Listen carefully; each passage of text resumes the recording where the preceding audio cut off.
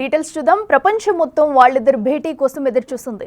Ukraine యుద్ధాన్ని ఆపేలా ఓ సంచలన నిర్ణయం వస్తుందని అంతా అనుకున్నారు. కానీ అలాంటిదేమీ జరగలేదు. అలస్కా వేదికగా జరిగిన అమెరికా ప్రెసిడెంట్ ట్రంప్, రష్యా అధ్యక్షుడు పుతిన్ మీటింగ్ వరల్డ్ అటెన్షన్ ని గ్రాప్ చేసింది. ఇద్దరు నేతల మధ్య భేటీ వాడివేడిగా సాగుతుందని అంతా భావించారు. కానీ అందుకు భిన్నంగా ట్రంప్ పుతిన్ మీటింగ్ జరిగింది. ఇద్దరు చాలా ఫ్రెండ్లీగా కనిపించారు. ప్రెసిడెంట్ ట్రంప్ తీరు చూసి పుతిన్ కూడా ఆశ్చర్యపోయారు.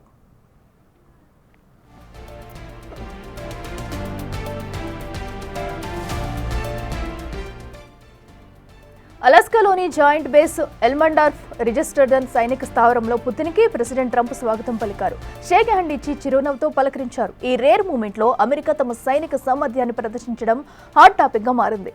రెడ్ కార్పెట్ మీదుగా ట్రంప్ పుతిన్ నడుసొస్తుండగా వారిపై నుంచి B-2 బాంబర్లు, US ఫైటర్ జెట్లు ప్రయాణించాయి. వాటిని చూసి పుతిన్ ఆశ్చర్యపోయారు. వీరు ప్రయాణిస్తున్న కాన్వాయ్ వెళ్లే మార్గంలోనూ మేడ్ ఇన్ అమెరికా యుద్ధ విమానాలను పార్క్ చేసి ఉంచారు. ఇటీవల ఇరాన్పై ఇజ్రాయెల్ యుద్ధ సమయంలో టెహ్రాన్ అణుస్థావరాలను ధ్వంసం చేసేందుకు అమెరికా B-2 బాంబర్లను వాడింది. తమ సైనిక సామర్థ్యాలకు పరోక్షంగా పుతిన్కి చెప్పేందుకు ట్రంప్ ఈ మిలిటరీ విన్యాసాలు చేయించి ఉంటారని తెలుస్తోంది.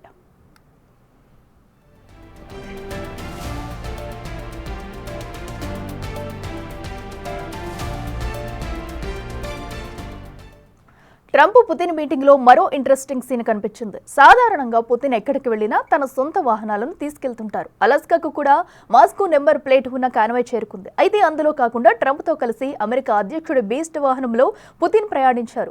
10 నిమిషాల జర్నీలో ఇద్దరు నవ్వుతూ మాట్లాడుతూ కనిపించారు. ట్రంప్ పుతిన్ మధ్య ఉక్రెయిన్ వివాదంపైనే ప్రధానంగా చర్చ జరిగింది.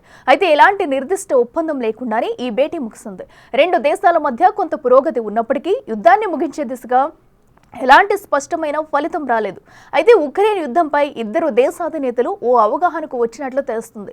సుమారు 3 గంటల పాటు జరిగిన ఈ భేటీలో చర్చలు ఇంకా కొనసాగుతాయని, ఇంకొన్ని కీలక అంశాలపై పరిష్కారం లభించలేదని ట్రంప్ సూచించారు. చర్చలు అసంపూర్తిగా ముగియడంతో తదుపరి సమావేశం మాస్కోలో ఉంటుందని పుతిన్ ట్రంప్ని ఆహ్వానించారు. అయితే ఈ సమావేశానికి ఉక్రెయిన్ అధ్యక్షుడు జెలెన్స్కీని ఆహ్వానించలేదు.